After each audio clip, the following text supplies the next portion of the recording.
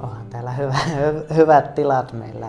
Rautatieasema on tuossa vastapäätä meitä, että pystyy helposti tulemaan vähän kauempaakin ja varauksia. Ja niitähän on justiinsa yksi iso juttu, mikä täällä arviitte sitä laskutuspuolta. Se, että tämä tukee pienyrittäjää, tämä on joustava, edullinen vuokra, annetaan sitä tilaa kasvattaa sitä omaa toimintaa. Täällä on hyvä henki, hirveän turvallinen myöskin työskennellä pienyrittäjänä omalla toiminimellä. Kohta melkein 4 vuotta tulee täyteen, että täällä on kollegat on lähellä ja meillä on niin hyvä yhteishenki täällä. Samalla saanut hyviä ystäviä täältä.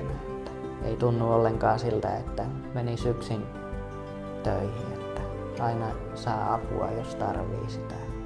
Täällä pystyy talon sisällä monelta eri hoitajalta kysymään aina lisätietoja. Sinfoniaan tulin siitä mielenkiinnosta, että olen saanut asiakkailta ja henkilökunnalta ihan hyvää palautetta Sinfoniasta, niin halusin sitten tulla tänne, kun perustin ton yrityksen, niin kokeilemaan, että miten täällä lähtee työ eteenpäin. Ja oikeastaan Sinfoniassa kiinnosti se, että täällä on paljon erilaisia terapeutteja, erilaisia hoitajia, eli vähän saa sitä moniammatillisuutta siihen mukaan ja erilaisia näkökulmia siihen työhön.